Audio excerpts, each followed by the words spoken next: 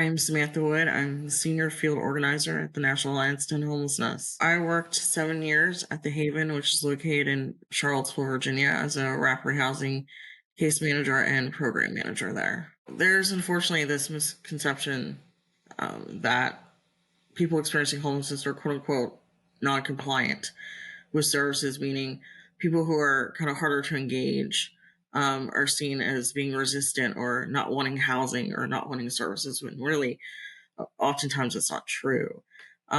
Unfortunately, they may have been in a situation previously in their life where they got burnt by someone who may have been a social worker or some other formal professional in kind of a social services setting, and so they mistrust because someone said that they were going to do something or they promised them something that was unrealistic. And so when I would come to them and say, hey, here's a housing option for you, they wouldn't believe that was true because someone had previously told them that. So trust is a huge issue.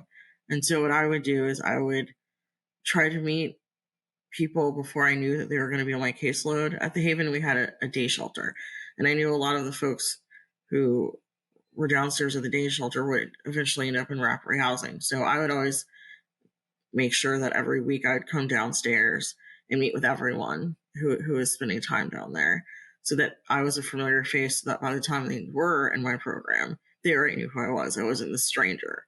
So they knew that they could trust me because I already had built that rapport. Because if you don't build trust and rapport with someone, they're not going to want to do anything with you.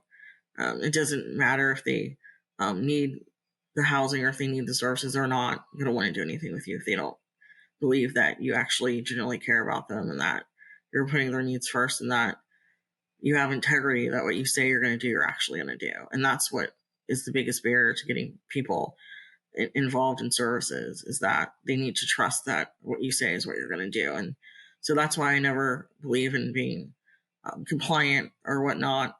I mean, if you think about it, even for those of us who are housed, right, are we always fully compliant? And they're like, I probably should, do things that I don't do. That doesn't mean I'm not compliant. It just means I just mistrust someone, and that's why I'm not following through. So, I never like the term non-compliant, and I just don't think that exists. There's many reasons why people don't want to engage in services, and trust is the number one factor.